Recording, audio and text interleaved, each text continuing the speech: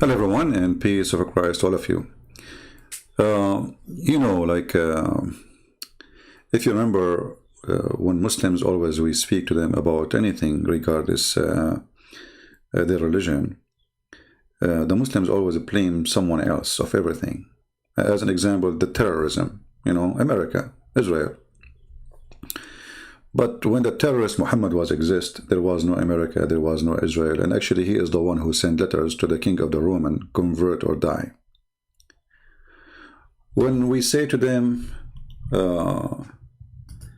violence, Islam teach violence, then the Muslim will respond, will say, shall I show you verses from the Old Testament 4,000 years ago?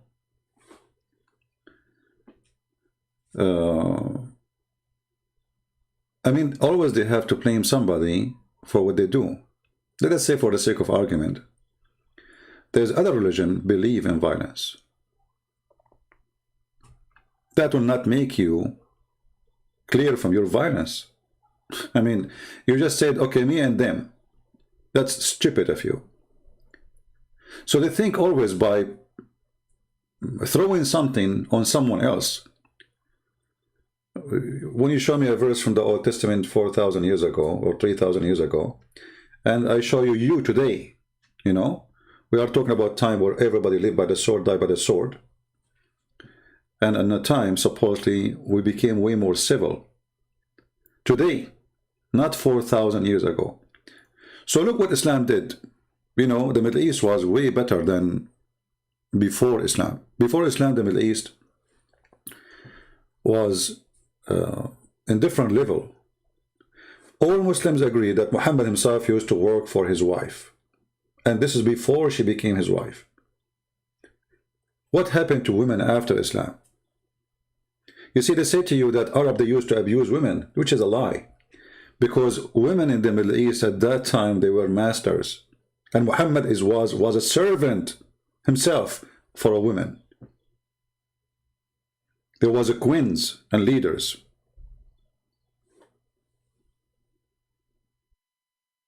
So what happened?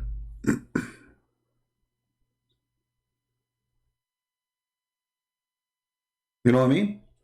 What happened exactly?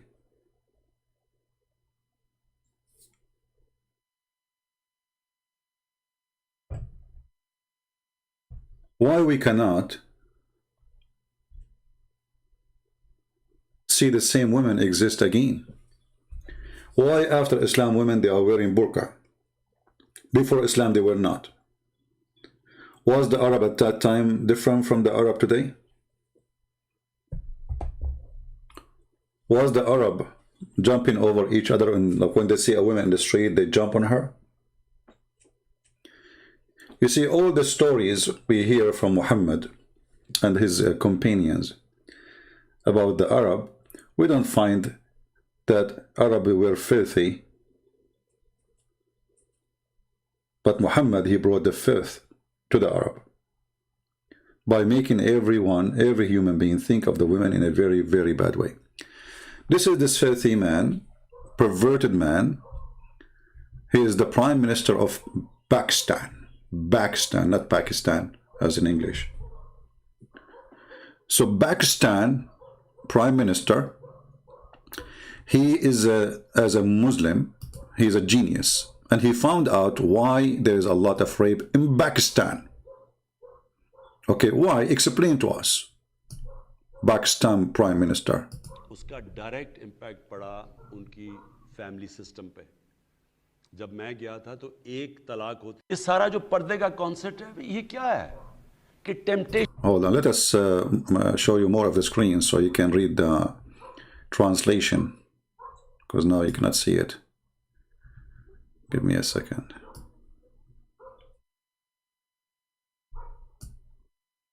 Okay, now.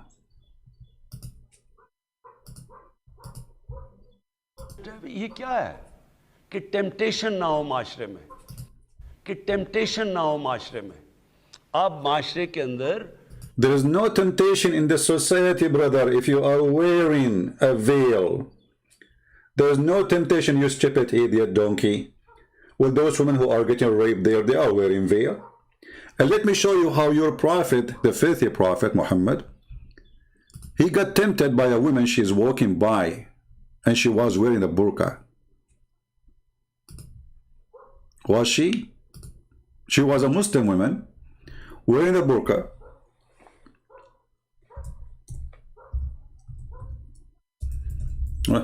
My keyboard is acting bad.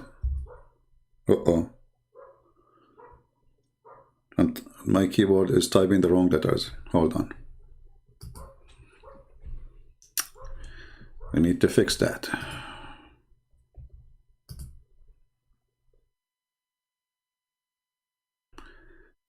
You see how this filthy religion function? Can you believe it? So if you wear a veil, we will not rape you. Listen, Muslim women. The Prime Minister of Pakistan, he just gave a license for every scumbag in the Pakistan country that if a woman, she is not wearing a veil, you can go to the judge and you say, hey, she was not wearing a veil. Unexcused. Because if she was wearing a veil, I would not rape her. Can you believe how low, how filthy, how trashy, how garbage this religion is?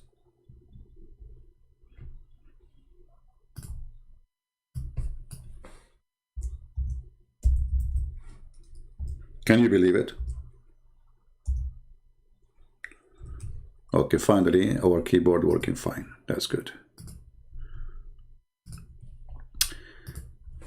This is the filthy Muhammad, peace be upon him. A lot of peace on him. I mean, there's nobody in history was a criminal killer, rapist as he is. And they say peace upon him, Allah pray on him.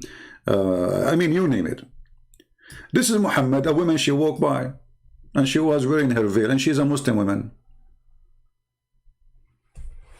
Jabir reported that Allah Messenger, may Allah be on him, saw a woman. So he came to his wife, Zainab. Okay, hold on. What do you mean he saw a woman? Hey, Muslims, what does that mean?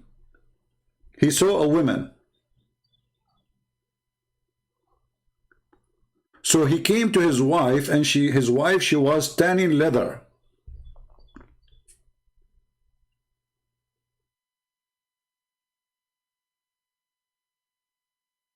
And he forced his wife into sex. You know, imagine, I don't know if you know how the villagers all days, they used to do tanning for the leather.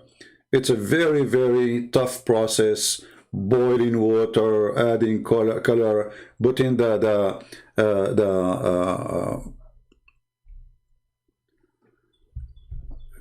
leather in, taking the leather out, etc.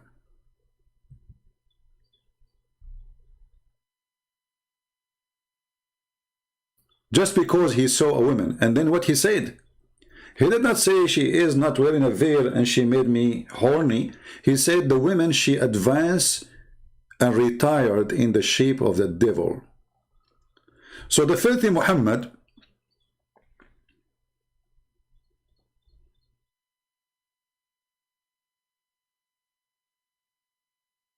is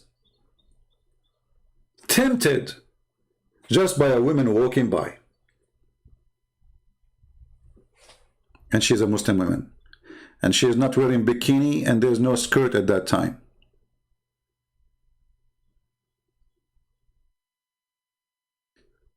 We have a filthy coward here. His name is Muhammad Said. Get out of here. I don't want to see you here. You are a son of Mut'ah for sure. Because any man who promote, and he said, this is a lesson for you, Christian Prince. When we are walking here in the street and I see women who they are wearing, you know, whatever, wearing, short skirt, whatever, I don't jump on them. You know why? Because Muhammad could not make me a dog. If Muhammad was able to make you a dog, then this is a different story. I am a human. The dog Muhammad will not make me a dog like him. So if you are a Muslim, and you believe that your wife and your sister and your mother deserve respect, you should know, you should teach your children that women are not a piece of bone or meat. The second you see it, you jump on her.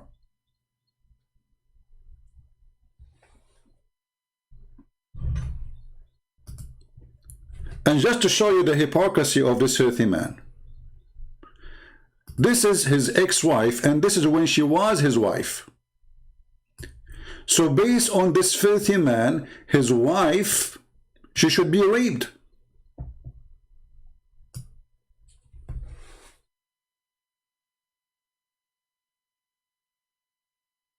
This is his wife, and this is when she was his wife. This is why her name is his last name when she took this picture.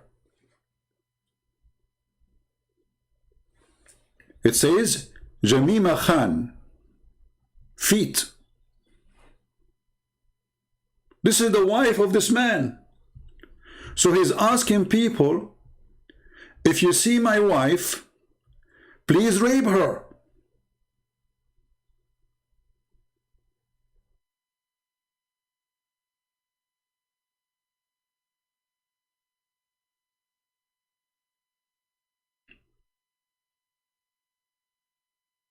But you need to understand that those coward leaders, if we can call them leaders, they do say things for the sake of election. Obviously, this man, he don't believe in a single word of what he's saying. But by saying it, you became a filthy creature for me. How come he is married to this woman, and this is how she used to dress when she was his wife? She dressed long clothes when she go to Pakistan. Because in Pakistan, they will rape her. So when she go back to England with him, she wears short skirt. So the Prime Minister of Pakistan is saying to you, Islam made us very civil people. If a woman wearing a skirt, short skirt like this, we will rip her to pieces. In my beautiful country, Pakistan.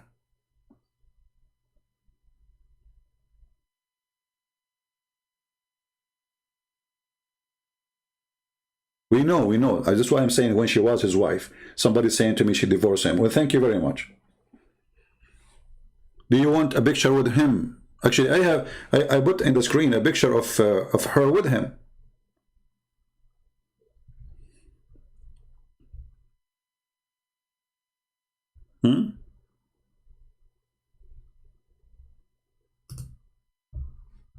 What is this? This is the wife.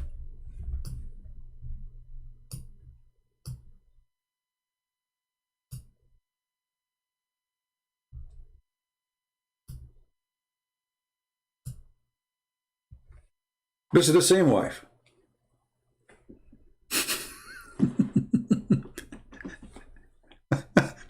He's a rich man. And here you see how some women, I mean, how in the world even you marry such a man? Just because you have some pennies? What a quality of a woman you are.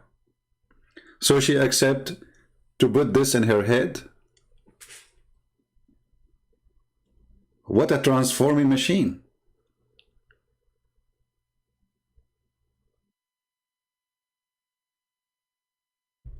When she was his wife,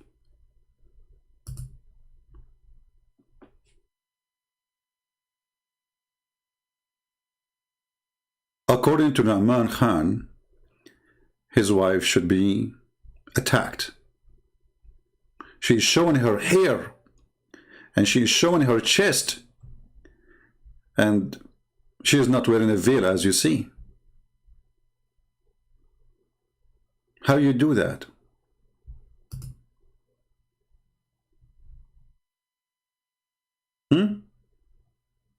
Veil. He is saying you need to wear a veil, not only like wear conservative clothes. No. You need to wear a veil. How come when he was married, she did not wear a veil?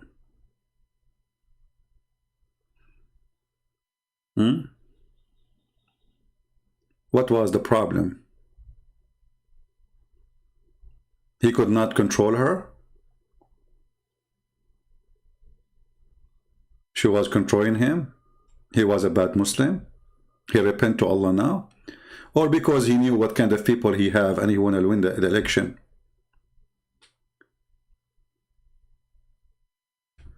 You know, Islam is the leader in Pakistan. It is a country of lead, brother.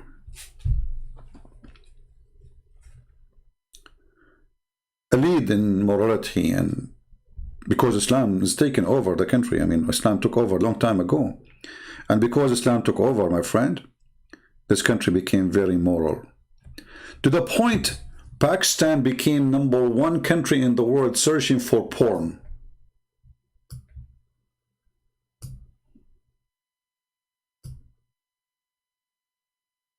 So now look what we did. We told everybody have to wear a veil. Islam, brother, Islam. And then everybody is searching for porn.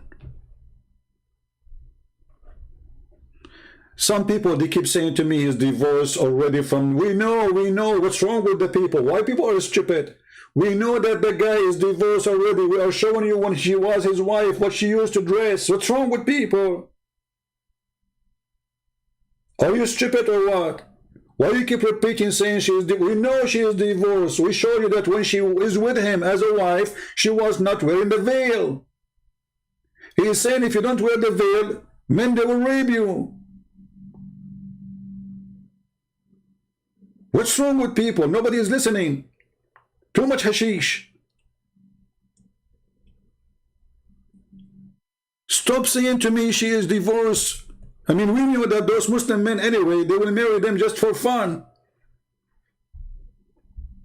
As you see, he don't respect her.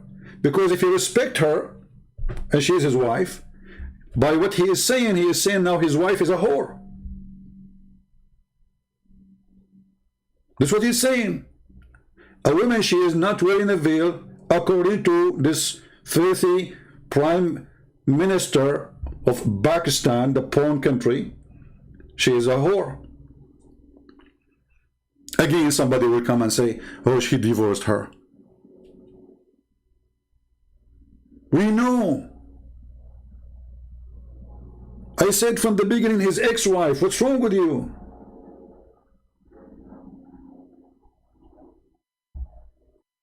Drink some coffee if you're still asleep.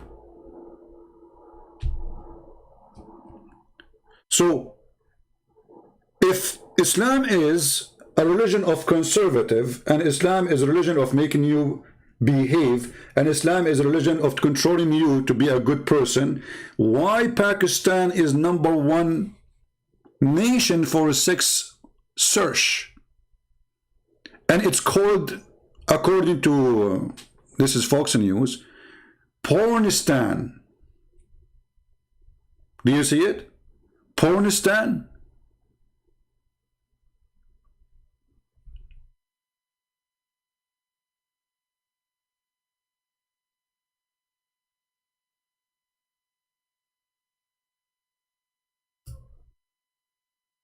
They got upset because Google published which the country is #1 searching for sex. They got upset from the truth. It hurt. And what they search for? They search rape sex. Look, they are #1. Sex with donkey. Sex with horse. Do you see what they are looking for? Camel sex.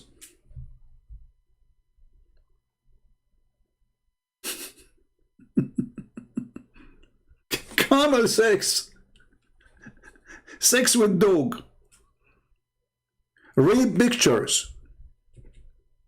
Rape sex. Child sex.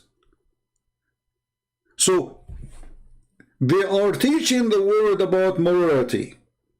And Islam, brother, we made us conservative, brother. But in every one of them phone, there is nothing but searching for sex and porn. What does that mean? That means Islam does not make you better, Islam make you worse. You became obsessed with sex, and you live for sex. Islam strips you from your humanity. Like a normal human, maybe he live for, let us say, 22 hours a day, normal human being, and maybe an hour or two he think about women or something. Let's say human being as a man. With Islam, you are still thinking about it 24 hours. Your heaven is porn.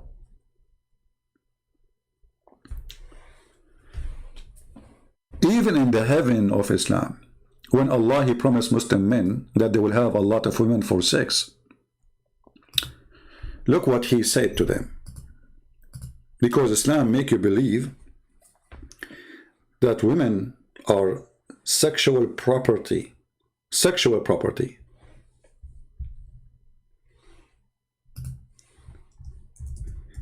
Even in the heaven of Allah, women who Allah He gave them to you to have sex with them, to rape them, they are not allowed to see other men. Chapter 55, verse number 72. So the mentality, the filthy mentality, is traveling with you to the heaven of the filthy Muhammad, aka Allah. Even there in heaven, which supposedly there's no sin, a Muslim is worried somebody is looking at my wife. There's a comedy, there's a Muslim guy, made by a Muslim, by the way. This comedy is made by a Muslim. A Muslim guy, he went to go a picnic with his wife and his kids. So he went there early, nobody was there. And then a group of people sit in the right. So he put a curtain in the right side. Then a group of people sit in the left. So he put a curtain in the other side. Another group in the other side, he put a curtain. So his wife, she said to him, so why we are here? Let us go home. We are sitting between four curtains.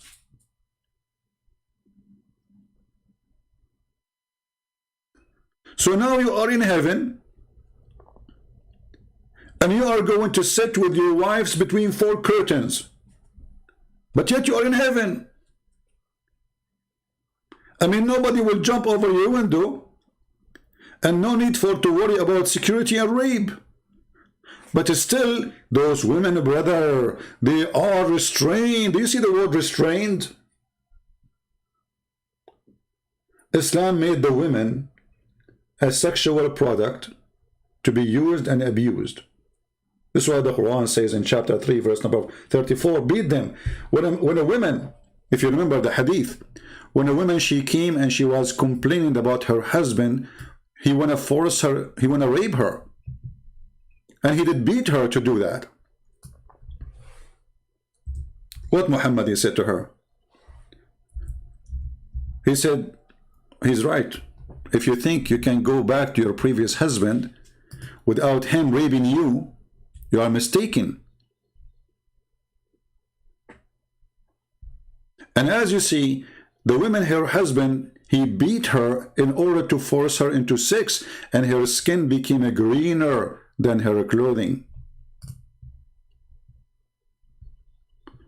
Aisha, she said, a lady came wearing a green veil and explained, also complained to her, oh Aisha, she's complaining to her, for her husband, and showed her a green spot in her skin caused by beating. It was a habit of ladies to support each other. Look at the habit of the ladies. Look at this habit, man. Disgusting. You know, women are women. What you can do? It's a habit of ladies supporting each other. You know, no, you cannot support each other. Get beaten. You know, that's it. Enjoy it. You know. This is why they say no man will be questioned for beating his wife. No man should be questioned. Why? Because if we question the man why he did beat his wife, we are stripping Islam from the reason to be a Muslim. All those gang who joined Muhammad to be Muslims with him, they are seeking a privilege. So if we take the privilege from them,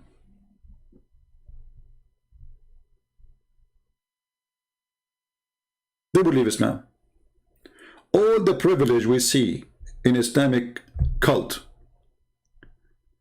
is made for the man and the man only, and the women are just accessories. And why? Because Muhammad, he need those men to fight for him. It's not the women who will go and do jihad and kidnap some women for him. Even when Muhammad, he asked them to go and fight the Roman, he says, attack the Roman and get the blonde girls.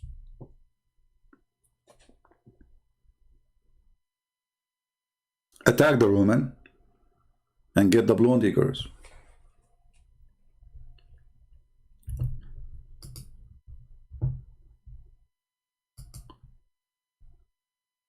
Is Muslim women now saved from rape? If there's rape in Saudi Arabia, oh yeah.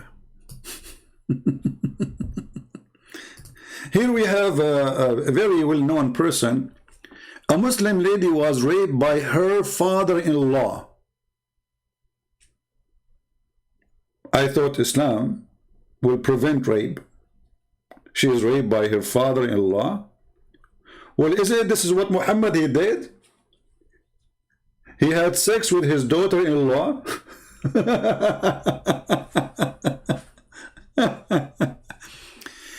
And Islam, brother, create a solution, brother, for rape. Let us see the solution. I want to see the solution. I'm interested. Allah says in the Quran, in Surah Ahzab, chapter number 33, verse number 59, O Prophet, tell your wives and your daughters and the believing women that when they go abroad, they should put on the cloak, they should put on the jilbab, so that they shall be recognized and it will prevent them from being molested. Quran says,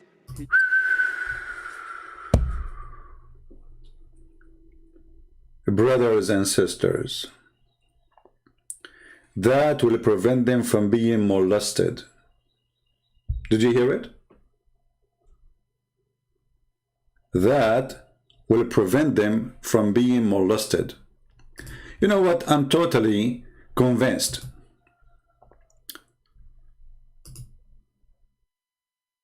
that if those women are wearing the jilbabiya, I mean, this is stupid, by the way, because jalabiya is not the veil. Jalabiya is a dress everybody used to dress at that time. In the West, in the East, it doesn't matter. Stupid idiot donkey. But let us show you, are we really going to have decency if we wear the jalabiya which he was talking about? This is the jalabiya.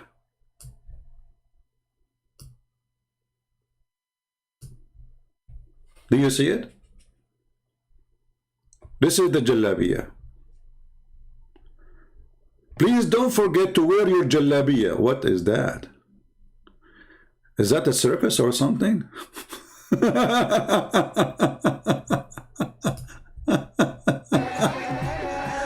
Oh boy. Okay. Brother, they are wearing jalabiya. And look, brother, all of them, they are wearing hijab. And if you listen more, you will see they are going to recite Allah, Allah, Allah, Allah. Jalabiya, brother. Jalabiya, brother, can solve all the problems.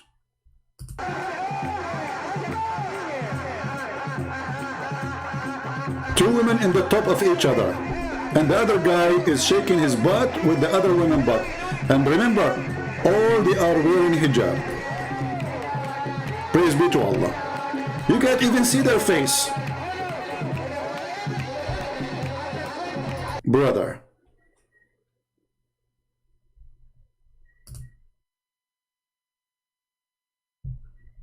We are Muslims. We don't do what the kuffar do, brother. We don't. You like it, you don't. We don't. We are different. Islam teaches us, brother, a lot of things. I mean, I have to skip some pictures because some of them, they are totally weird. What is that? I mean, it's very moderate to have two women in the top of each other. Oh boy. Okay, let us forget this topic.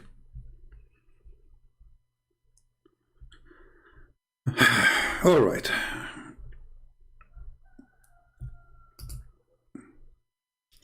So, as you see, those people, they speak about things. If you go and you know, I've been in Asia, I've been in Thailand, I've been in many countries.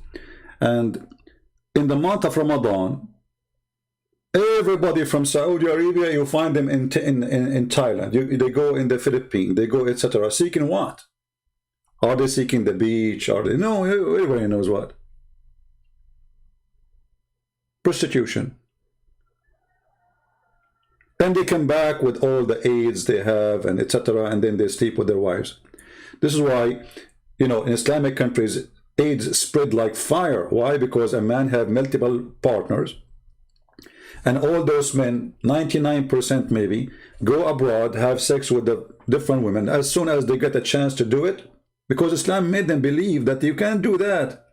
You see, in Islam, there's always a solution to have sex with someone else. Muta, as an example, as a solution. A zawaj friend, a friend, you know, they call it zawaj friend. What does that mean? Oh, brother, I cannot really have sex with this woman unless she marry me. So we can marry for a few days as a friends. And then, brother, we have sex. And then when we are done, we go. That's it. Bye-bye, bye-bye, you know? Or even travel marriage. If you have my book, Sex and Allah, you will see how they legalize all kind of prostitution, but they call it marriage. They call it marriage. The one saying to me, stop mocking, get out of here. You are a follower of the mockery prophet. The one who called women equal to dogs and donkeys.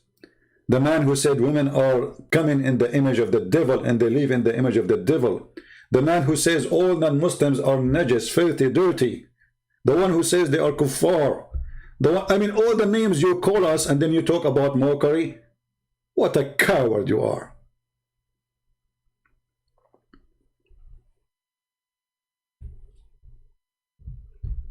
As you see, it is #1 mockery countries, Islamic, you know, I mean, Islamic religion.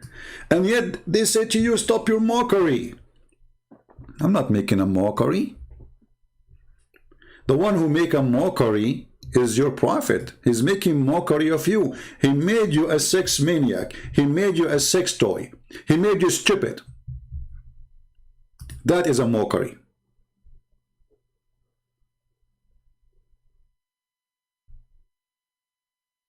If your sister one day, she go and somebody see her hair, and then somebody rape her, well, don't blame the guy who raped her, because simply, you know, she is not wearing a veil.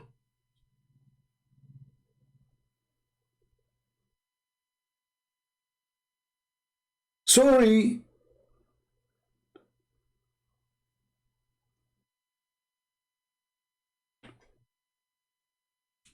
We just heard Zakir Naik telling you how to prevent rape.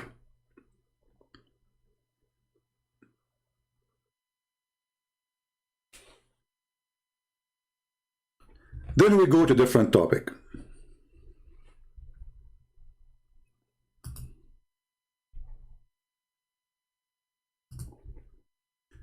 Pakistani Prime Minister says abusing Prophet Muhammad equivalent to the Holocaust cause denial. Look at this.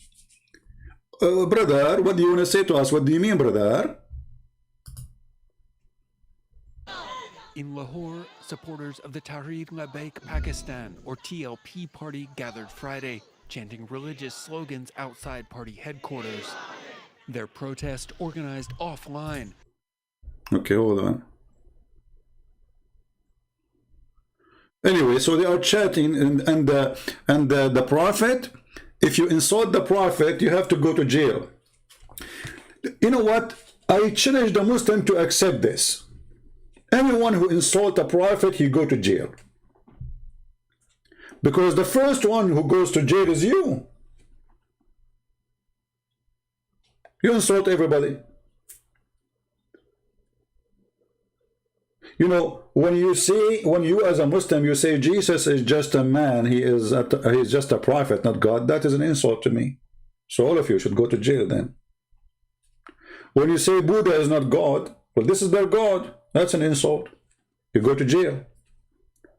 When you say the gods of the Hindus are fake, you go to jail. Do you dare to do it? Look who's talking. Look who is talking about insulting other people's belief. Are followers of the insulting machine Muhammad. وَإِنَّمَا الْمُشْرِكُونَ نَجِسٌ. Those who don't believe in Allah, they are najis, filthy, disgusting. Forbid them from entering our holy land.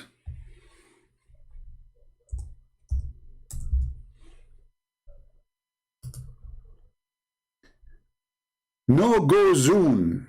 You see, the Muslims sometimes they come to us and they say, do you know what they did in South Africa, brother? So what they did? The white men, they go in the bus, and black men, they go in the bus, different bus. Well, you have this long before South Africa, based on religion. And you have it until now. And actually now the new crown prince, I think he opened Mecca for non-Muslims. Islam is collapsing. The rules of Islam, nobody want to believe in it. And this is why I want this crown prince to become the coming king, so Islam will fly as soon as possible from Saudi Arabia.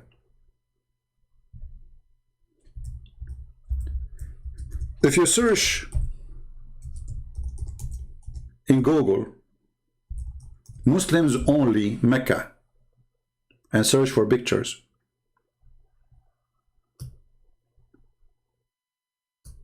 do you see it?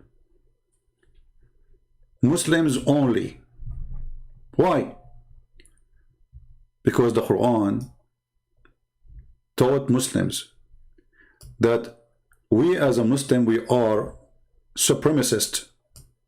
The rest are dogs and cats and animals for us.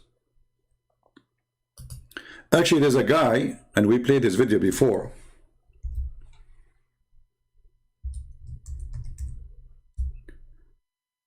He made a video saying, reciting the Quran. He's not making his own. Saying, brother, look at those cows.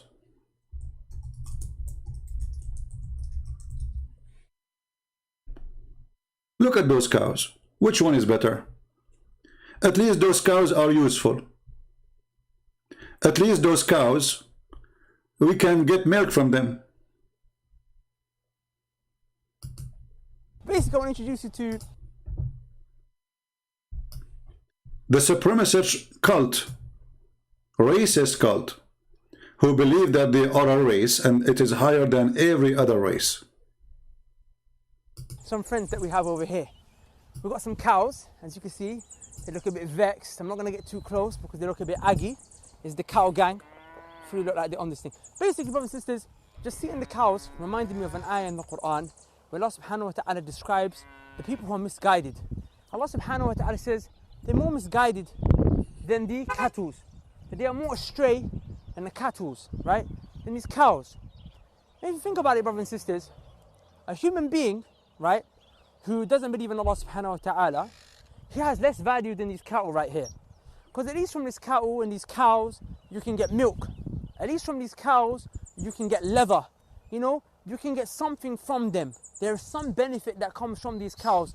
Despite how, you know, if you look at them as an animal, you know, they're alhamdulillah, they're a blessing from Allah subhanahu wa ta'ala, but they're not the most intelligent animal. You know, they're not the most, you know, like you can see flies all around them. But a person who's misguided, a person who's astray, a person who doesn't worship Allah subhanahu wa ta'ala has less value on this earth than these cows.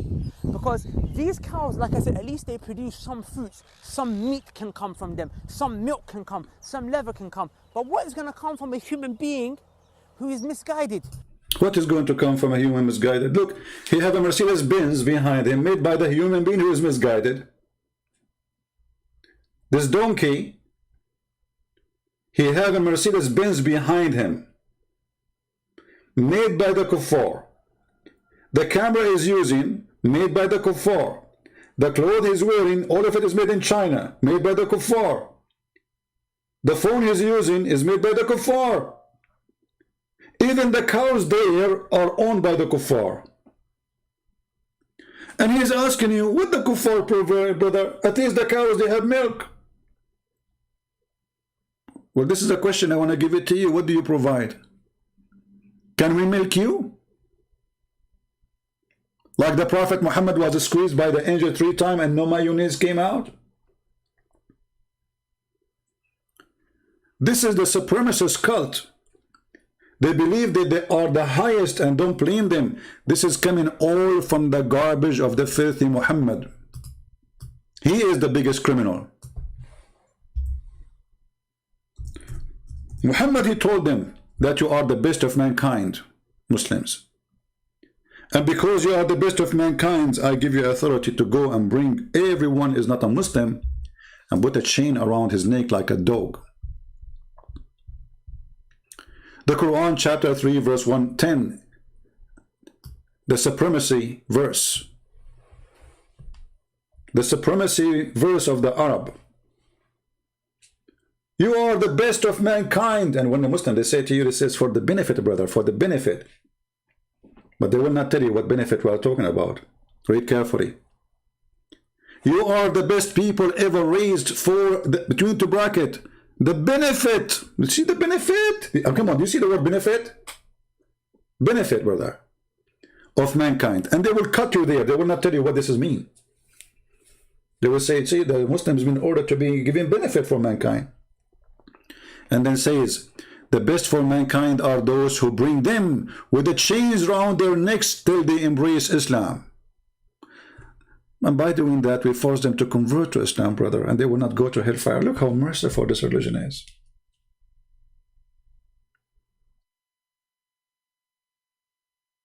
Look how beautiful, brother. I feel like I want to cry.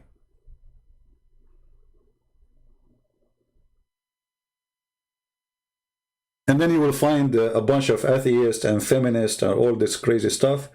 They say to you, we love Islam. What? We love Islam. Well, Islam says beat the women. We love Islam, okay.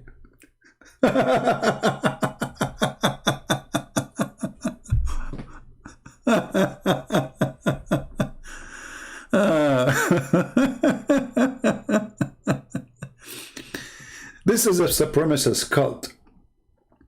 They've been taught and they've been trained to believe that they are the best of mankind and everyone else have to die or convert or become a slave. Choose one. Which one? For me, I believe I would love to die as a man of a freedom. There's no life for coward. No meaning. Coward. You live like a dog. No point of this life. Somebody's asking, saying Islam is a growing. My friend, Islam is dying so fast. Islam is so dying so fast to the point they are trying to silence those who expose Islam. Do you see? All of this is a sign of a clear weakness. When they go crazy, stop insulting the Prophet, because this was not used to happen before. Nobody dared to say anything. Things are changing. Islam is dying so fast. Muslims leaving Islam left and right. They don't, you know, Muslims, they make video. If somebody convert to Islam, they spread the video all over. But when somebody leaves Islam, he will not make videos, because this is a religion of terrorism. According to Al Jazeera TV, there's 6 million Muslims leaving Islam a year. Al Jazeera TV. And the sheikh was crying, saying, nobody have the right, have the right to make Muslim leave Islam. But they have the right to make you leave your religion and come to Islam, right? But we have no right to make you leave Islam, brother. 6 million a year, and this was many years ago. And now with the satellite, and now with the internet, and now the Muslims, they start seeing the stupidity and the garbage of Muhammad, and they are leaving left and right. And they think by doing more aggressive things, they can stop it. But as you see, anything now happening in this world is going to be in the social media in 2 seconds. ISIS exists for the last 1400 years, but nobody saw a video of ISIS before.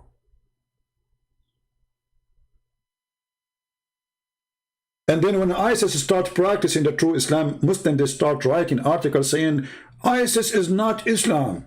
And I challenge any Muhammadan to show me one thing ISIS did is not Islamic. Do you remember the video where ISIS, they put chains around the women from the Yazidi and the Christians? You remember them? They took them as slaves. Oh, they are not doing that, brother. This is not Islamic. Well, here we go.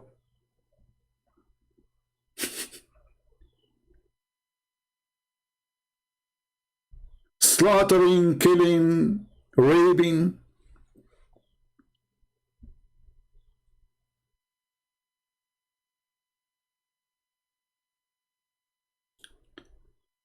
And Muhammad, he claimed that if we bring you and the chain in your neck and we make you a slave and you convert to Islam, and we will keep you as a slave, by the way, because they did that to many who they are slaves, they converted to Islam so they will not be abused extra, but they will not let them go free. Actually, Muhammad himself, he did not let Bilal go free. See, the Muslim, they keep saying Bilal, Bilal. First of all, if Muhammad is a prophet against slavery, why he have Bilal anyway? Muhammad himself, he have tons of women for sex purpose, not to wash dishes.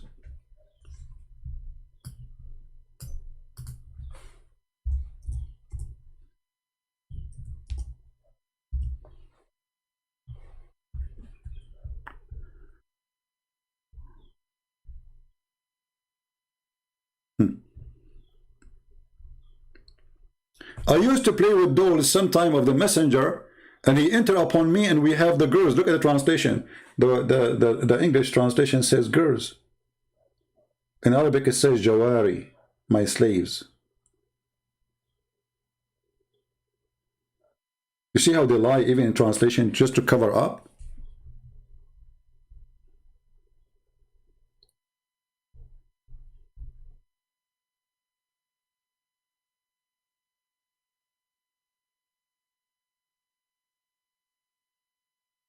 A man who had women and slave girls could have intercourse with all of them before he did ghusl.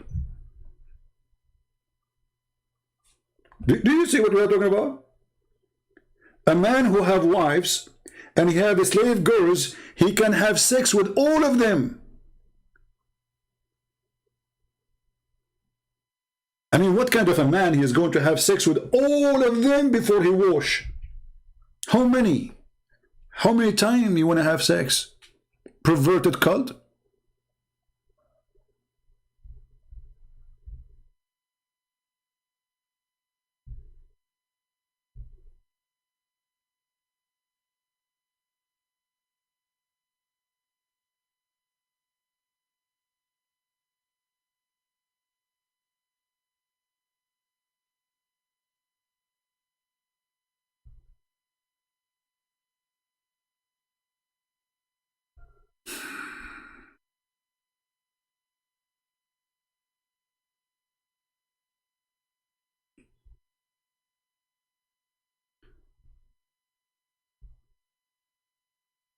Muhammad and the faith of Muhammad.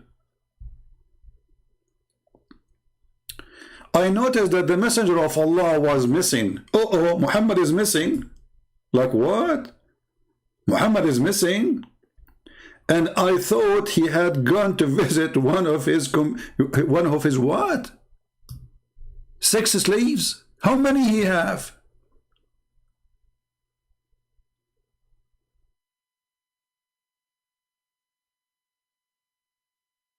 But Aisha said I was wrong. I thought he is doing that as usual. I thought he had gone to visit one of his sex slaves. How many he have?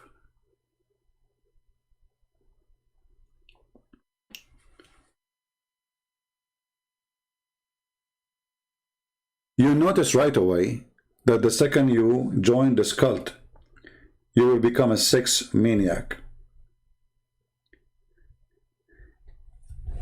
You know, like, do you know the display in a store? In the display, when they want to sell a product, they have a spotlight. What is the purpose of the spotlight?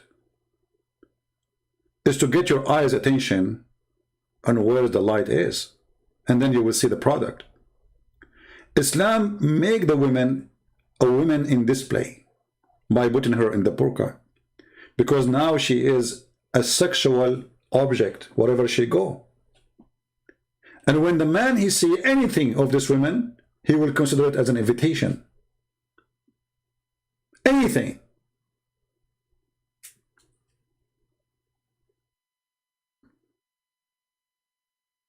Oh, she showed me her face. Oh, I see her hand. The man, he got aroused.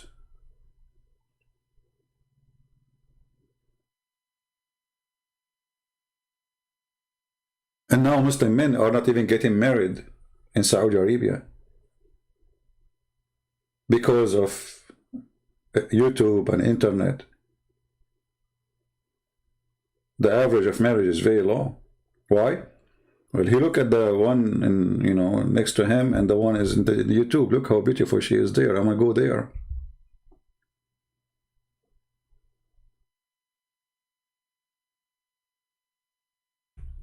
I remember when I was in the Middle East, one day, you know, in the Middle East, like you have, it's different, like the way the buildings is done. So like everything's concrete. So, you know, I was in the roof. We have like a nice yard in the top of the roof. And suddenly everybody is fixing his satellite. The whole town is in the roof. Afternoon, I went to walk. I was like a teenage. And then the kids, who they are in my age, they say, did you change the direction of satellite? I said, why? They said, because the 6 channels, they are in different satellite now. And then I understood why our neighbor Sheikh Muhammad was changing the satellite, and why the other neighbor, and why the other, everybody is in the roof. Everybody. When I saw them in the roof working satellite, I said, what happened? So I went downstairs, it's working, everything is working fine, you know, TV is working. But the porn channels, brother, they are moved to different satellite. So everybody is adjusting his satellite. This is why Islam did not bring anything civil to the life of a human being. Wherever Islam goes, filth come.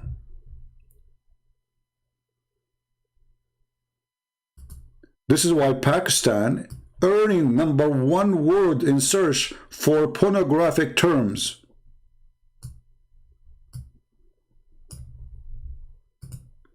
And notice here in the article they are saying that the Muslims are so upset from publishing this in the internet. They were so upset from Google, so now Google will not do it again, supposedly. So Google saying Pakistan is #1 in the word search for pornographic terms, outranking every other country in the world. Pakistan is top dog in search for per person horse sex. I wonder what is making you excited when you watch horse sex. You are a person who prays 5 times a day to Allah. And now you have a break from work. And you want to entertain yourself. I go in Google and search for horse sex. Wow. Since 2004? Brother, you broke the record. Donkey sex since 2007. Aren't you upset that there is somebody before you? He was #1. Oh, by the way, why didn't put #1 before #7? We would say, come on, we want to see which country. And then since 2007, rape pictures. Between 2004 and 2009, rape 6. Since 2004, 6 child sex. But this is a country where everybody wore burqa. So obviously, Islam and burqa is making you more obsessed and mad with sex. It did not make you a better person. It did not provide you with any solution.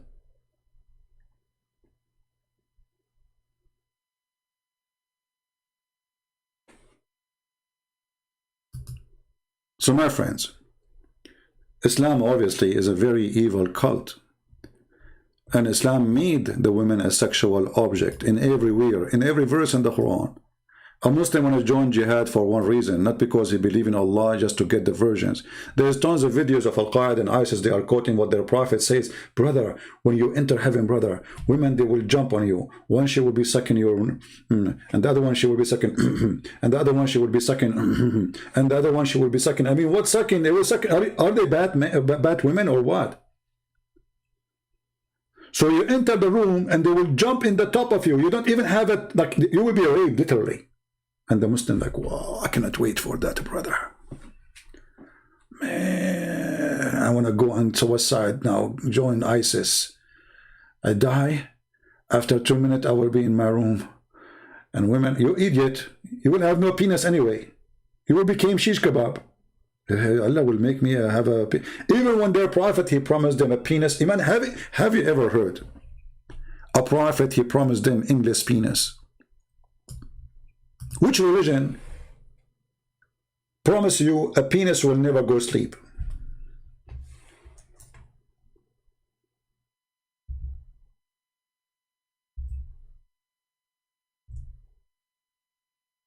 Huh? Just I'm wondering, what is the religion which will make you hear such a thing? What kind of a prophet?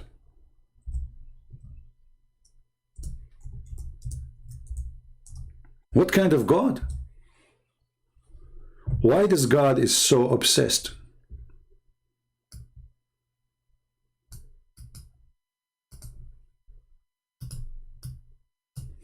with penises and vagina? And the funny, the Muslim, they say to me, Christian Prince, why you keep talking about things? I am the one who's talking about it.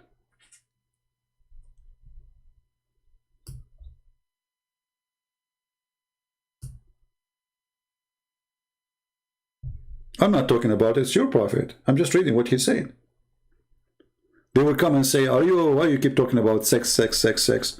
Are you obsessed with sex? Show me one thing in your religion except sex. What is in your sex? What is this? Okay, now I became a believer. I'm going to go to heaven.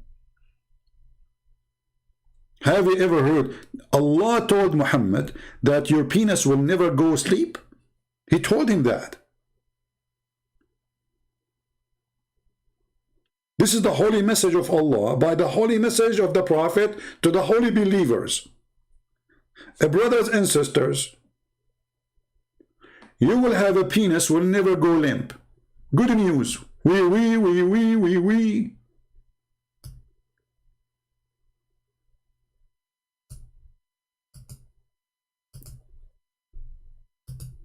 And brother, Allah will take the prostitutes. By the way, there's a good news for prostitution according to Islam, because Allah, if you are really good looking, according to Islam, Allah will import you for sex to make the Muslims happy.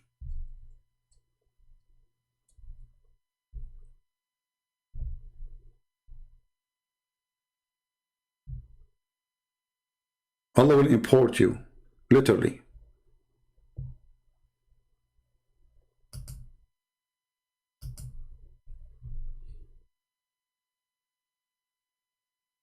Inheritance of hellfire women. Allah will take them from there. Why? Because those women, they have nice, desirable front passages. I don't know what is that exactly. Yeah, Muslims, anyone can help us? What is the desirable front passages which is going to qualify you to get a job in the heaven of Allah, and you will enter the heaven of Allah even if you are coming from hell? And what is the connection between those desirable front passages and your penis will never go limp? There's any connection?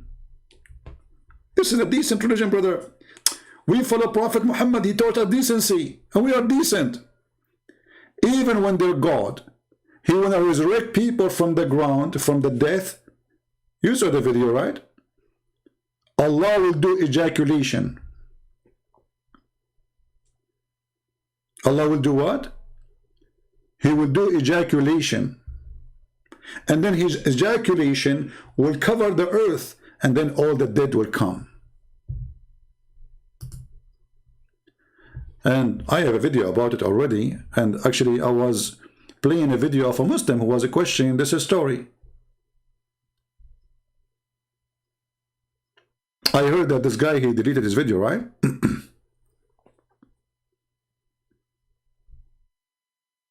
Abu Layth? Did he? Somebody told me that he deleted after I made a video about it. But I think it's too late already. People have, you know. So it was a Muslim who was asking himself,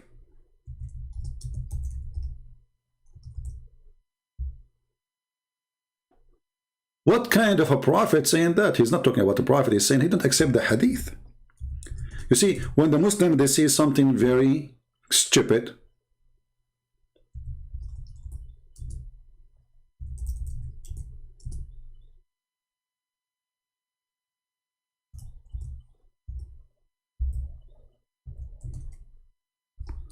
I'm trying to find the video he played for us.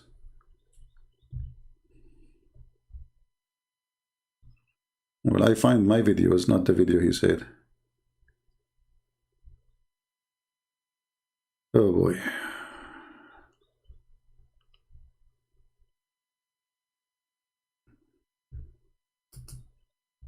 The best form of charity. Okay, commercial. The guy, he could not believe that this is an authentic hadith. And he was trying to, like, come on, this is no way. Nonsense is that?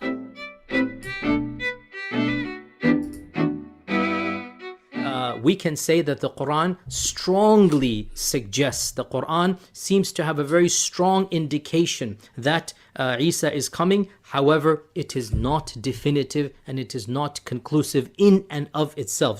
Abe Salo, this is strong. Strong, people, strong suggestion. Pay attention. Just from the language of the Quran and just from the context of the Quran, we give it the presumption, but not the certainty. So that's the strong strong suggestion Jesus is coming in the Quran. It's not actually anywhere in the Quran, but khair, strong. As for the hadith, this is where, of course, the issue becomes crystal clear. Then the hadith, there's no doubt now. Doubt has been killed. There is no doubt. The number of Sahaba from whom this hadith is narrated is around 10 or so. We have Abu Huraira, we have Jabir ibn Abdullah, Ibn Mas'ud, Ibn Umar, Aisha, Samura ibn Jundub, Imran ibn Hussein, Abdullah ibn Abdul ibn al-As, Hudayfa, Thawban, and in fact one or two more. There's a hadith of Ibn Mas'ud. He mentioned Ibn Mas'ud. Ibn Mas'ud. First of all, Ibn Mas'ud begins by saying that the Christians claim Jesus will come back. You see this belief creeping in. But brothers, sisters, the Christian claim. I mean, when I say those people, they are ignorant in their religion. Stupid and do not know what they are talking about. The Christian claim, brother. The Christian claim. It's not the prophetic claim. Brother, this is the Christian claim. Brother, the prophet said, I swear by Allah, the one who have my soul, that the son of Mary, Jesus, will shortly descend on you. And this, by the way, this is a false prophecy, because he said, Liyushikna, which means he's almost there. Not only is going, it's not a prophecy about the future, he's almost down. Do you see it? The Christians say, I mean, this would happen when you get a kid trying to refute somebody he have knowledge. anyway, check this out. Check this out. More interesting, people. I want to bring your attention. Elaborate detail on the end of time. What's going to then happen is, look at all of this. He goes through in, details. This is going to happen. That's going to happen. A wind is going to come. Ya'juj, Ma'juj are going to come. People are going to die. All this stuff. But then what's going to happen after this utter destruction? Now, this is the hadith. He was saying, Yahya Yasir Qadi, that we can't question with reason. Put together, too many of the Sahaba have narrated it, and therefore predominant Sunni methodology basically is that mutawatir ahadith are certain. Yufidul qata'. It's not dhanni, it's not something that is subjective, it is something that is certain.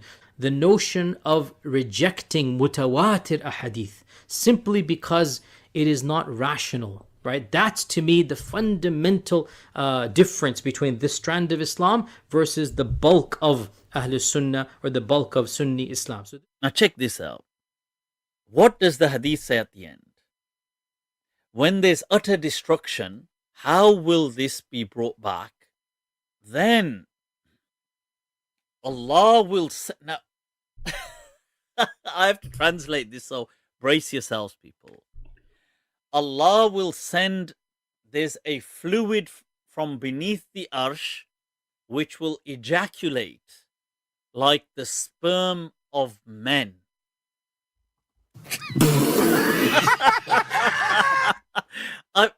Whoa, people, let me repeat. Look at it for yourselves. ثُمَّ يُرْسِلُ اللَّهُ مَاءً. Allah will send down on earth, shower down on earth, fluid from beneath his arsh. So beneath his throne, there's a collection of fluid, which is كَمَنِيِّ الرِّجَالِ, which is like the sperm of men. This is going to shower down on the globe, and what's going to happen is this is going to then give birth to once again life. So sperm. So for that, people, I had to yeah. So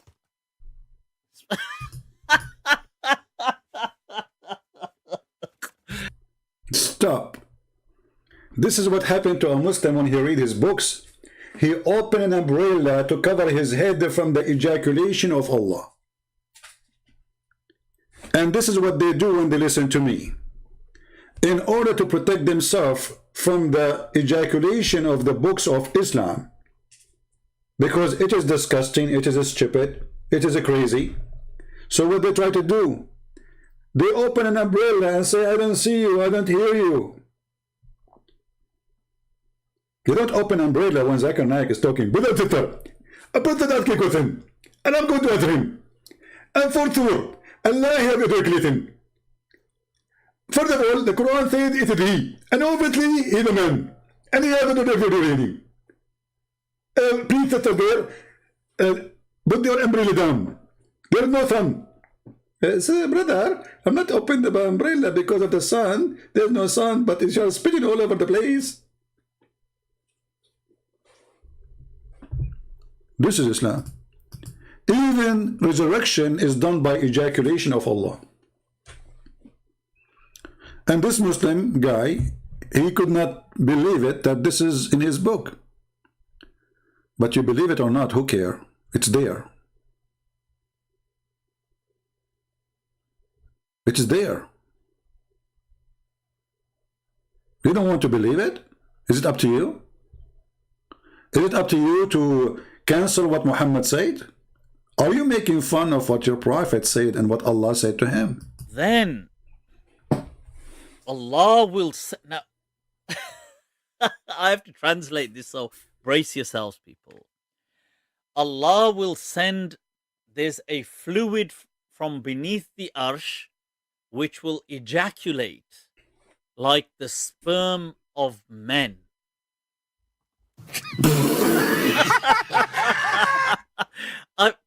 Whoa, people, let me repeat.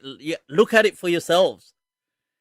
ثُمَّ يُرْسِلُ اللَّهُ مَاءً. Allah will send down on earth, shower down on earth, fluid from beneath his arsh. So beneath his throne, there's a collection of fluid, which is كَمَنِيِّ الرِّجَالِ, which is like the sperm of men. This is going to shower down on the globe, and what's going to happen is this is going to then give birth to once again life. So now where Muhammad is getting this is from the God of Baal. You know Baal? Allah is Baal, the same God.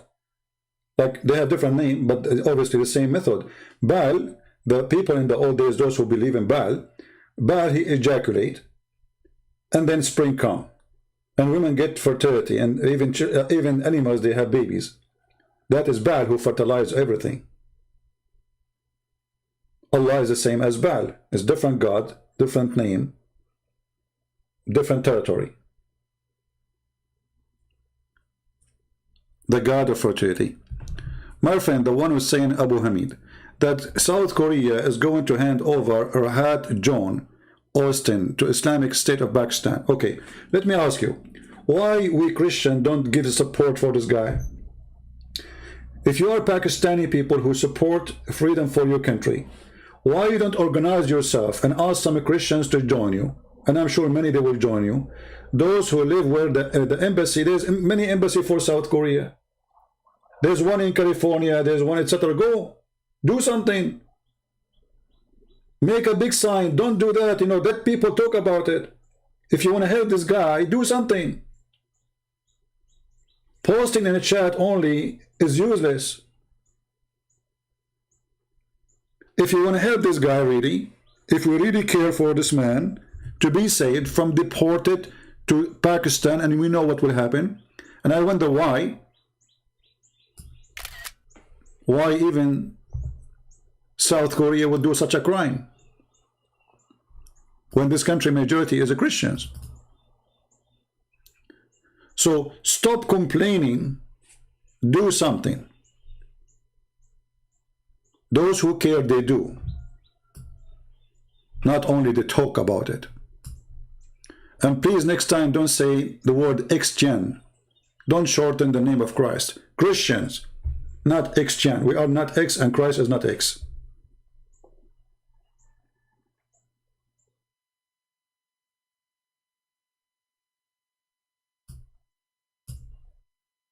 Stop being negative and be positive. Do something. Go now, contact all the Christian Pakistani churches. Says, hey, you guys, all the ministers on those churches, contact other ministers. Let us make a movement and save this person. And then the media will start talking about, and then South Korea will not deliver this person. But if nobody care, then nobody care.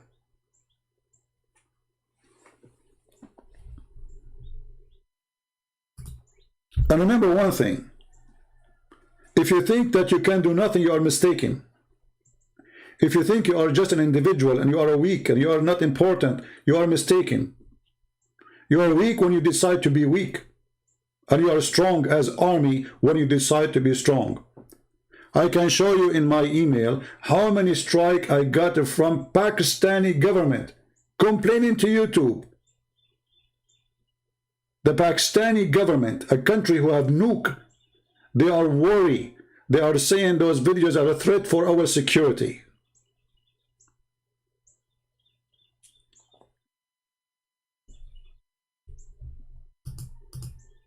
You Christians are weak when you decide to be weak. When you decide just to watch. You are strong when you do something about it.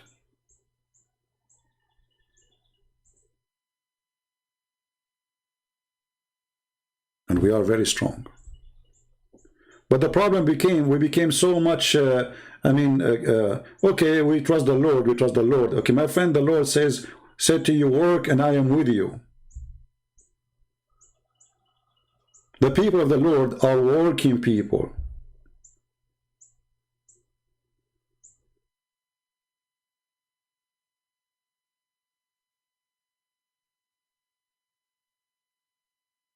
Pakistan is not worried about that the country became #1 6 porn star country in the world. They are worried about my videos. And each time I open my email, I find YouTube sending me, we receive a complaint, legal complaint from the government of Pakistan. We showed you already many of them.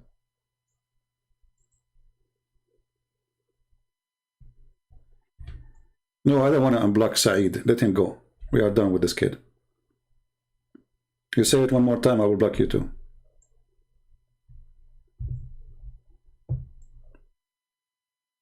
We have no time for kids. So,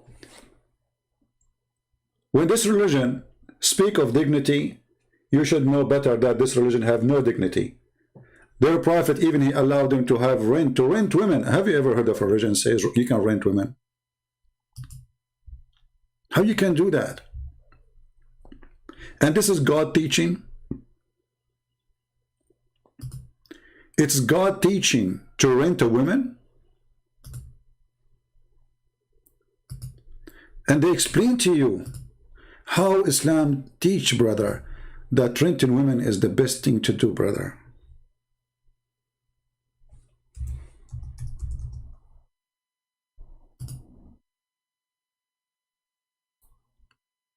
renting women.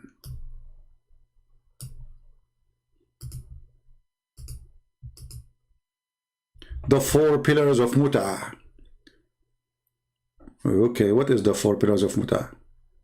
They explain to you that it has pillars. Look, this is very well organized religion. Pillars, brother.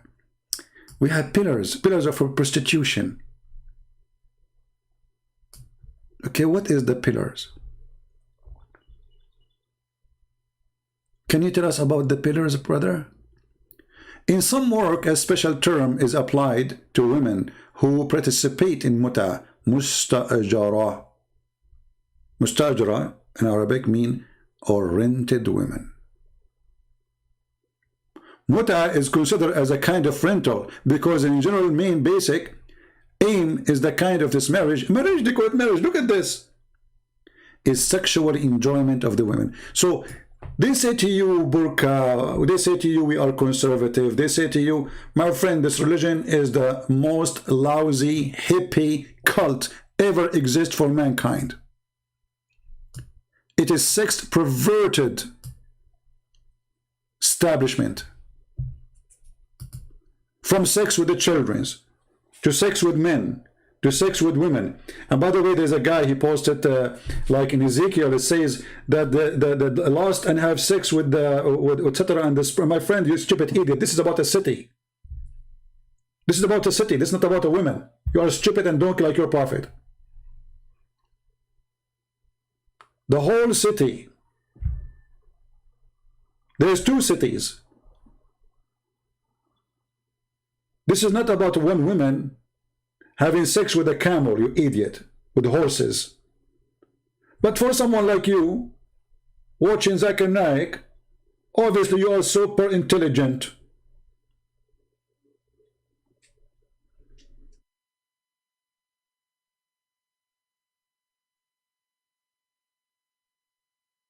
Actually, we have a clear verses in the Bible that if you have sex with animals, what the punishment. In the Quran, there is no such thing. I challenge you, show me where in the Quran it says if you have sex with animals, you will be punished. You will say to me in the hadith why Muhammad trying to copy the Jews. I can show you the fatwa where it says that having sex with animals during the Hajj will not destroy your Hajj. Your Hajj is valid.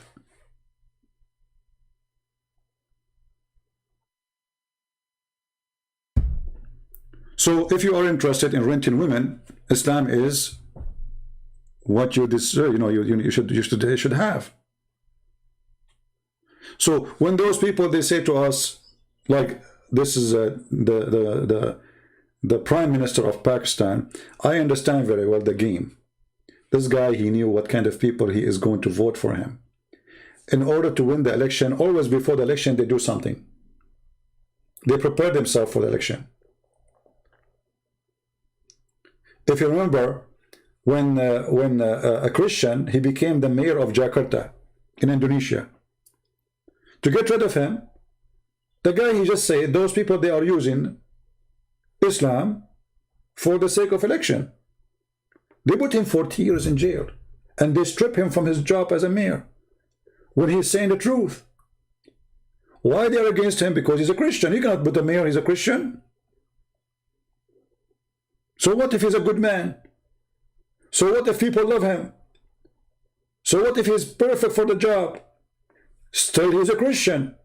So the guy, he said, those people, they are using religion for the election. Just for saying that, he did not make insult of Muhammad. He did not say anything. That's not like me talking now. Nothing. Because of what he said, they are using Islam for election, for politics. They strip him from his job. They send him to jail.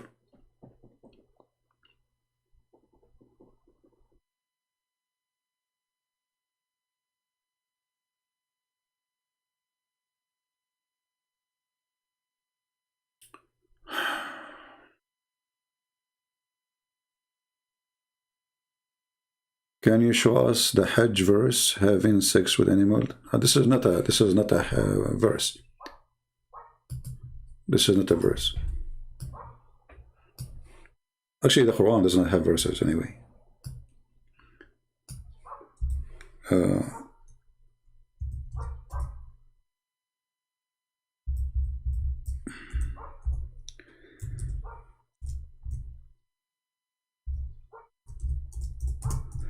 Let us see.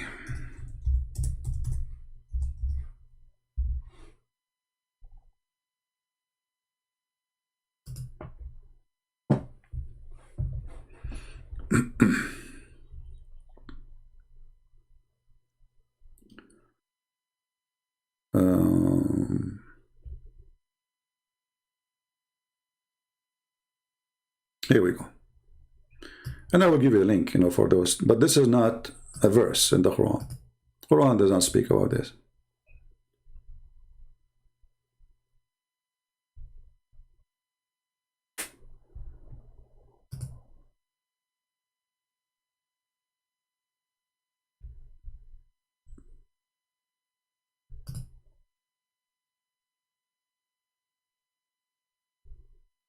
Let's see.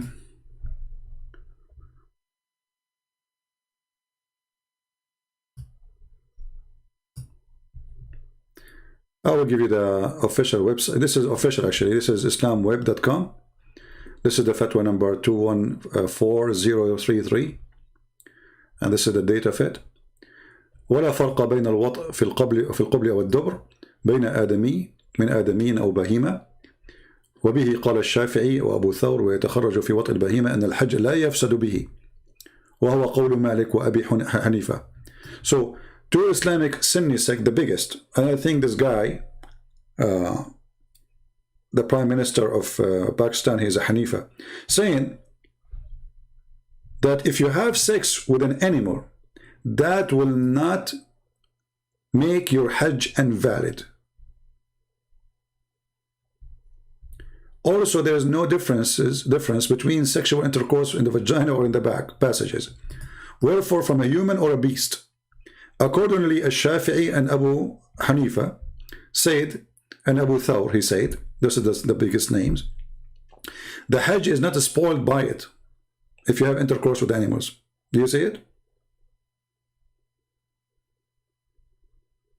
Even if you have sex with a human, man with a man, homosexuality, in the anal. This is the translation. Let me check the original. Let us go to the original. This is the book of Kitab al-Mughni, page number, let's see which page this one, doesn't say which page we will find it, because it shows many pages in the same link.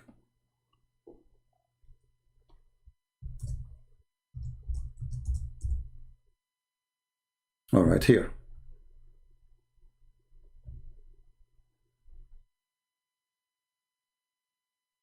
So what they are talking about, if you have sex with the animal, it's okay. There's no problem. No problem. And this is 2 or 3 of the biggest sect of the Muslim Sunni. The Muslim Sunni, there are 4.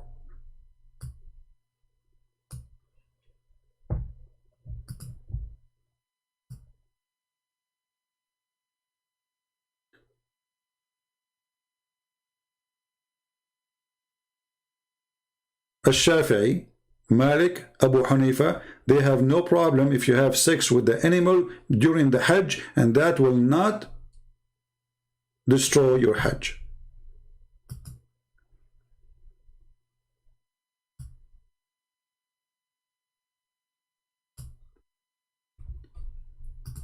What do you want more?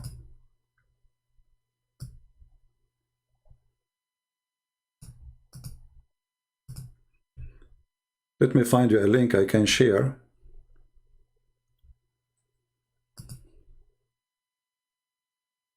Here we go. This is a link we can share.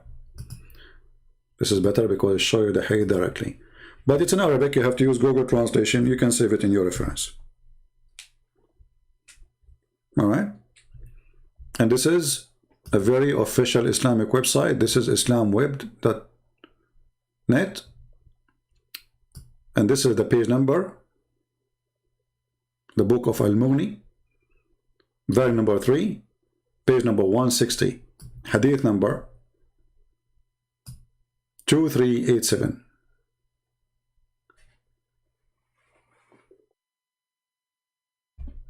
This is Islam. And always I need to warn you that when Muhammadan they speak about adultery as an example, they say to you Islam is against adultery. For Muslims, adultery is different from adultery for us. For Islam promote adultery. Actually, there's verses in the Quran say clearly and showing you what the Muslim used to do with the slave girls. Slave girls, they've been forced into prostitution in the time of Muhammad. Women, Muslim women, they complain that their men, they became pimps. Muhammad, because he cannot make his men angry, and he liked the idea actually, making good money, he says, force not your girls into prostitution. And if you force them, Allah is all merciful. There's no punishment, there's no penalty, and it's okay. And this is telling you that Islam promote prostitution in the time of Muhammad, and Muhammad never made a punishment for prostitution. Force them not if they choose a chastity, which means give them a choice. If they like to work in prostitution, then there's no sin.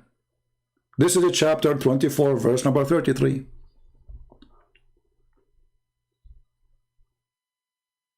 And if you force them, Allah is all merciful. That's it. Don't worry about it. Do you see it?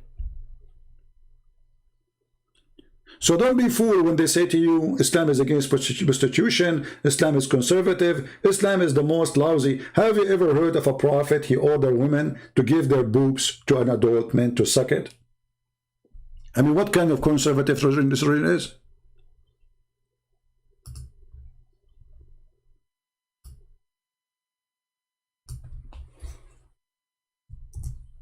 Have you ever heard of this before?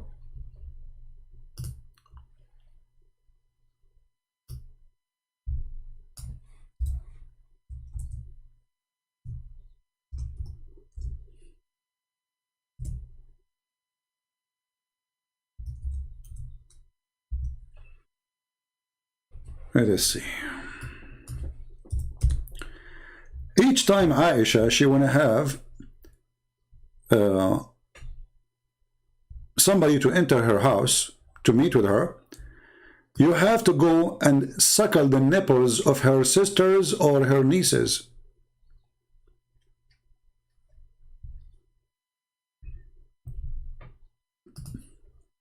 Let us show you the hadith.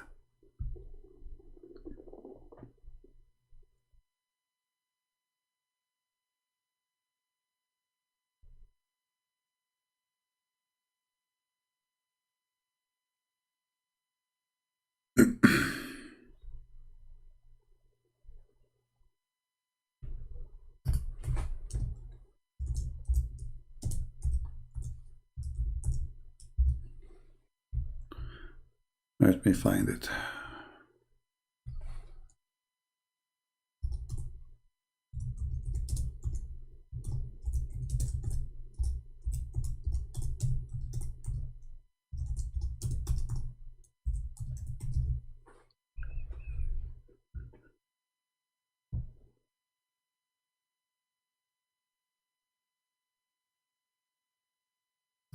Here we go. You see how conservative? So we Muslims, we force women to wear burqa, and the burqa will prevent you from prostitution and prevent you from temptation, but we order our women to give their boobs to strangers.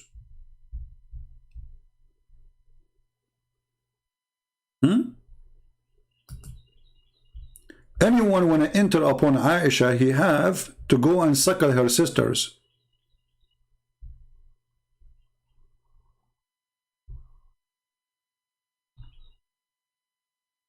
And look at the first translation, give milk. It says give milk, give milk. Give milk. So whenever a man, she wanted to be able to come and see her, she ordered her sister Kulthum bint Abu Bakr and the daughters of her brother to suckle, not to give milk. Look at the funny translation, give milk. Why, she's a cow? Hey, brother, drink my milk, and that will make you able to see the wife of the Prophet alone in the bedroom. The word suckling became give milk. Perverted cult. That is Islam, my friend. Give milk, huh?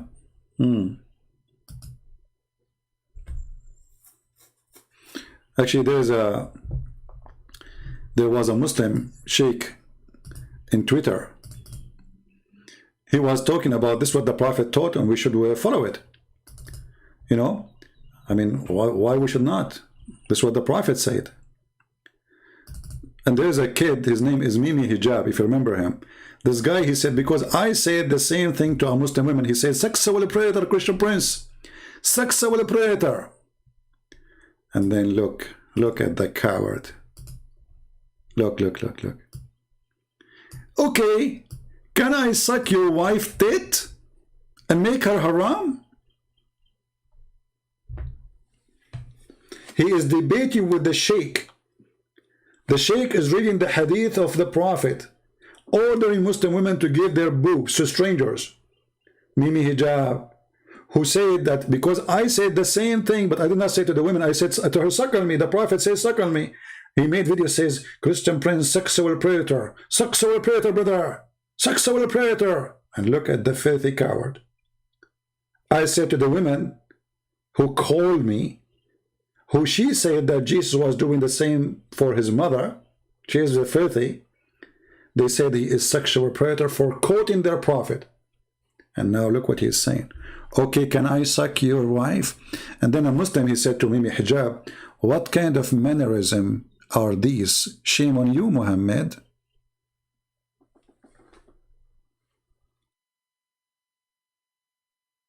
This is Islam. This is what happened when a Muslim, he tried to reject what his Prophet saying. I mean, the Sheikh is saying to you what the Prophet said. What's the problem? Are you making fun of the Prophet? Yes, we make fun of the Prophet. Why not? And he make it like he is making fun of the guy, not the Prophet, but the fact he's making fun of his religion.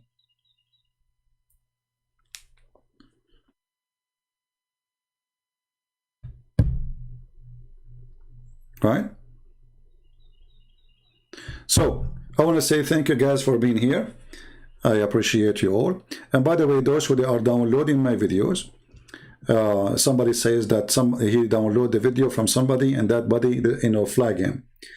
First of all, I say to the one who flagged that person without saying his name, it's not right to flag other person because you yourself taking my videos. Now, if you are saying I'm serving the Lord, then you should ask people to download your video, even if you add the translation, and this is your work. Because remember, this is my work too. So if you are truly serving the Lord, you are not worshiping yourself, then you should not be upset from people downloading the video which is made by you and they load it different place. You should be happy for that. But if you are not serving the Lord, then you are serving yourself. You want to worship me. So if somebody take my video, that is my video then, that's me, I'm worshiping myself. Don't claim that you are serving the Lord. You are just serving yourself. You want just more subscribers. So if somebody did that to you, tell people about what he did, because obviously he's not serving of the Lord. At the same time, don't download from him, download from me. Here we go. I will finish, download it. All right? Always you need to remember to stop, if you are really a person who believes in Christ, not to think about yourself. I don't care if I have 1 subscriber or 10,000 or 1,000,000. For sure I like more, so more people will come, right? But at the end of the day, all your subscribers are mine because they are listening to me anyway. Is it about numbers on my page or numbers everywhere to people they can see the truth? Are we trying to serve the truth, serving the Lord, or we are serving a person who have his own ego, who want people to worship him? If you are a servant of the Lord, you wash the feet of the people. And this is how we wash your feet, with knowledge.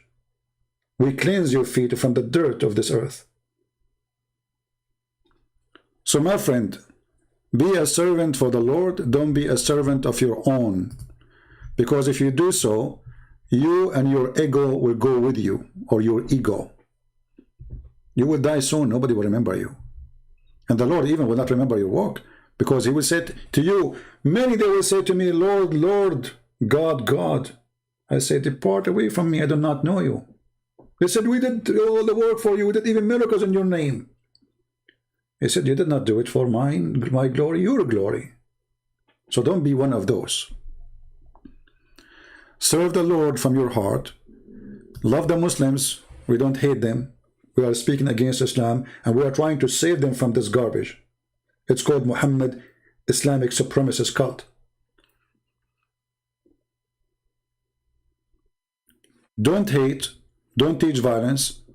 If you want to help the guy in South Africa, the one who is, they are going to deport him, start right now, contact your minister in a church, say, hey, there's a guy, this is what will happen to him. Let us do something, if you are Pakistani or not.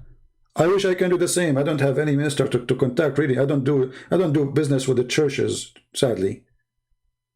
Because most of them, they don't like what I do. My topic is very aggressive. They want to spend their day just doing sermon and rituals. Nobody want to fight for the truth. But if you go to church, and I encourage you to go, find a good church to go to, find a good man to listen to, tell them, let us do something. You can have a peaceful strike in the front of the South African embassy. TV stations will come. Call newspapers, TV stations, so they will know about you are there.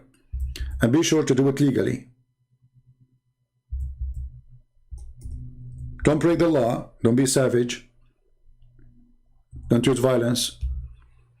You are a Christian, remember that. Do it legally. There's embassies everywhere in every country. Talk to your church, see how you can organize it. Contact the authority if you need to get a license for that, in case you need it. And then stand with this poor man who is going to be deported. Do something. Right? Do something. This person now, God knows what he is thinking. The whole world left me alone. Nobody cares for me. If I am a famous man, if I am important man, the whole world will talk. If I'm a Muslim, the whole world will talk about him.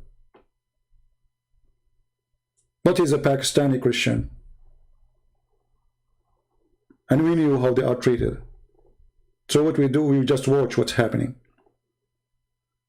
Why not all the Pakistani, they organized, all the Pakistani in USA, in Europe, etc., go and make a strike in the front of the South African embassy. Don't give this man, you have no right. Because we know what will happen to him. Or what is a crime, what he did. Like if he's a criminal, if he's a rapist, send him back. If he killed somebody, send him back.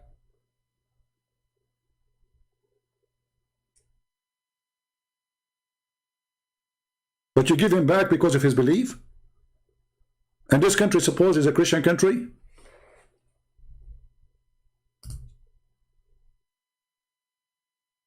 So do something.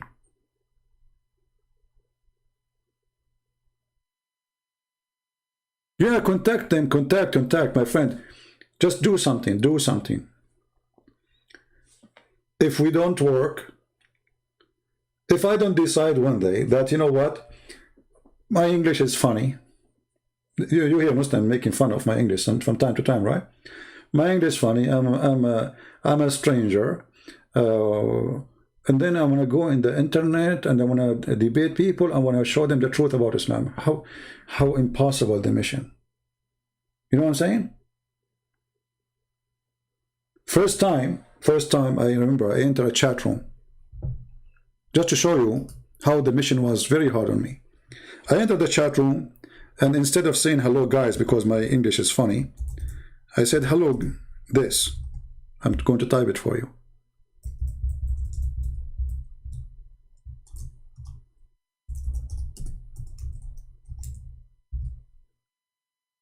And then right away they start cursing me.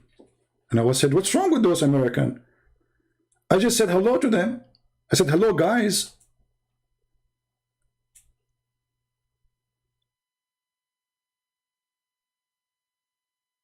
Do you notice how bad it was?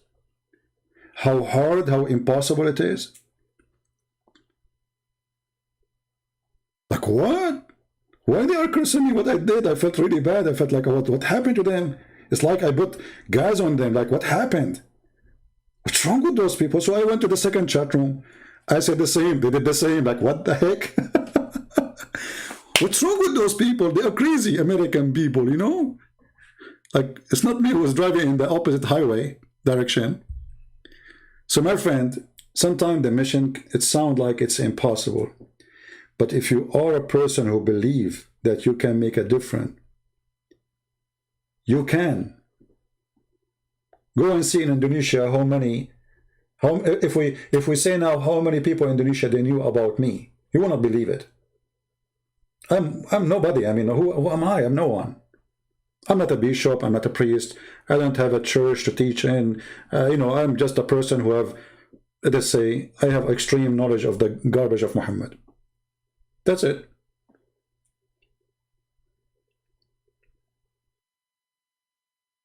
And I never thought even I can write books in English. That will be crazy. But the Lord always provides people who help you to fix your grammar, to fix your English, to make it better, etc. So I write what I can write, and then people they volunteer to help my grammar to fix it.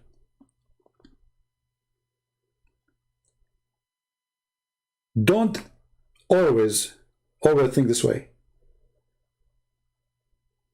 If you don't jump in the ocean, you will never learn how to swim. You will never.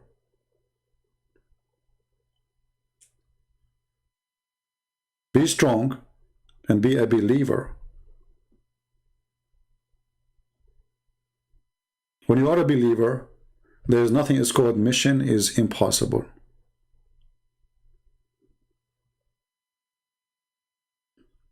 And now we have my books translated to many, many languages. Russian, Polish, somebody now working in the Romanian, we have Indonesians, we have Albanian, Bosnian, Croatian, we have German, we have Dutch, we have a French. I mean, imagine my books are translated to all languages in the world, and most of them is given for free. Isn't it amazing what one person can do? So imagine if every one of you he says, I can do the same and even better. The Lord, he gave every one of you as a gift, and sometimes your fear prevent you from using your gift. You're afraid to be laughed at. You're afraid that people will make fun of you or whatever. Don't worry about the people. There's always people who will appreciate you. People do not know you until they see your quality. And this is the question, do you have a good quality or not? So my friends, work, serve the Lord, pray for the Muslims, we love them, we don't hate them, but for sure Islam is nothing but evil. Islam is nothing but of the devil. We people who love peace, and because we love peace, we are fighting Islam. As simple as that. South Korea, the guy in South Korea. Somebody post his name in the comment section, please. Post his name. Tell everybody to contact his church. Help this guy, you know. And always do the same. You do not need invitation. When you see somebody discriminated, just because of his faith. Especially his faith is not teaching hate and killing. Why you wanna do that to him? What he did? Like this guy, he believed that Jesus said to him, love your enemy. Is that a crime? This guy, he believed Muhammad is a fraud. Oh, it's a crime.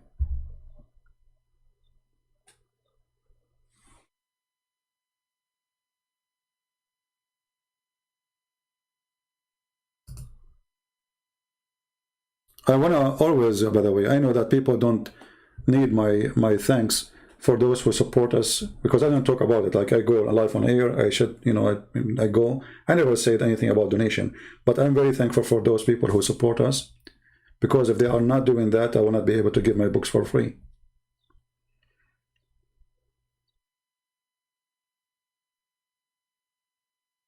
I feel so happy that millions and millions of Indonesians are getting my books for free in their own language. And I hope somebody now is working in Chinese translation. I cannot wait to see my first book in Chinese. That would be so beautiful. Because there's more than 1 billion, actually what billion? I think there's maybe 2 billion human beings who speak Chinese. Either they live in China or they live around the world. Read the truth about Islam in the Chinese language. And imagine, all those people who translate my books, they do it voluntarily and for free. See how the Lord always provides you? Do you see how He supports you?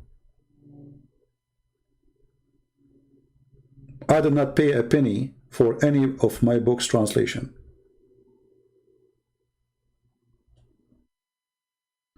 So sometimes I get upset from the Christians because not too many, they are, you know, interested in fighting for the truth.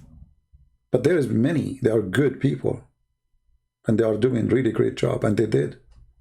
And they are from all the churches. Protestant, Catholic, Orthodox. I have people working translation from everywhere. This is what makes us one church. The Messiah, the love of the Messiah. The priests, they divide us. Christ, He unites us. And this is why the devil, he hate me. The devil, sometimes he tried to test me, to make me divide the Christians, as many priests they do. As the Quran said, in chapter 5, verse 14, Allah, He said He will spread hatred and enmity between the Christians until the day of judgment. We will not let that happen.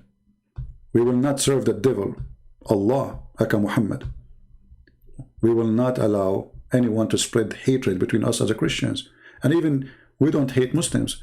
Imagine if you are a Christian and you don't believe that you should love your enemy, then you are not a Christian. So how you love your enemy, but you cannot love your brother in Christ?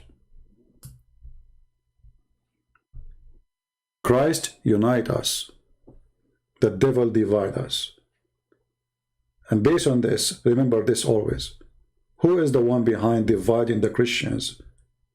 It is the devil. It is not from Christ. We are one church. And we have one master.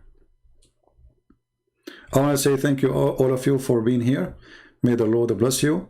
And maybe tomorrow we'll have a new topic. Don't forget to subscribe if you did not yet.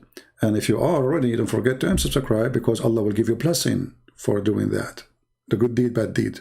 Bad cup, good cup, Allah.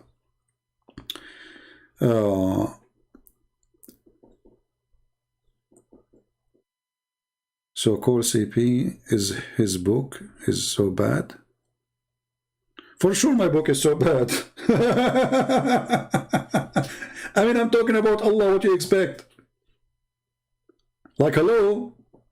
A Muslim saying my book is bad. My friend, this is an honor degree for me to say my book is bad, because if my book is good to you, that means I said nothing there. Do you understand, people?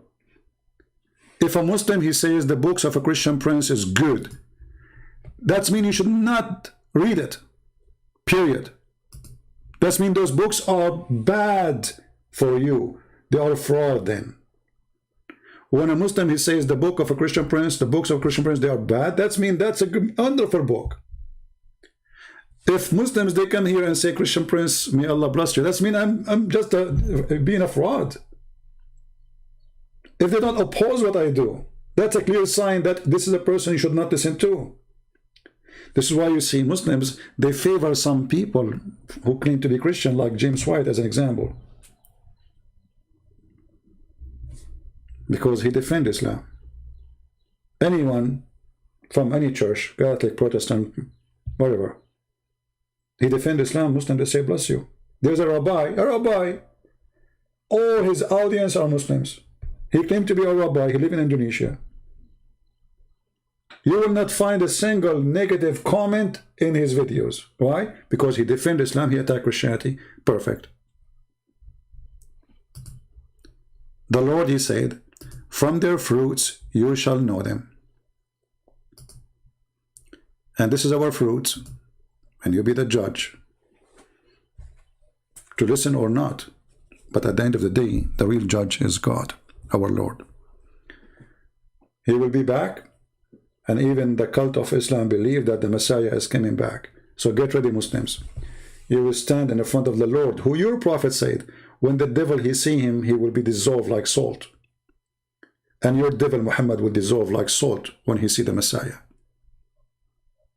Our Messiah is coming. Your prophet is dead. And for those who believe in the Messiah, they will live.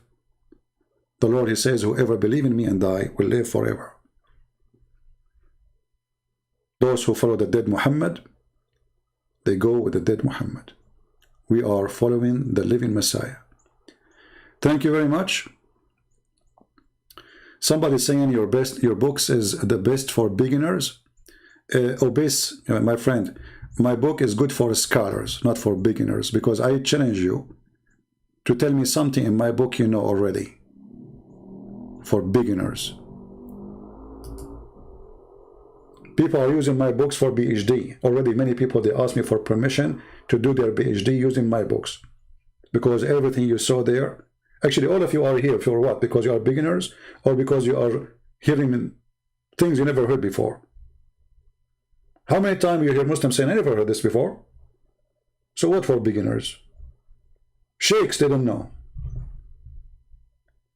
So you made me laugh, my friend, when you say for beginners. What beginners? Every page in my books is a shocking information for Muslims, not for you. You know nothing. For those who they are sheikhs for all their life. So thank you guys for being here. May the Lord bless you. Until we see you soon again. Christ is Lord. Islam is false. And don't forget to download the video as soon as it is ready, because we don't get, keep my videos in my page for long. Thank you and God bless. Take care.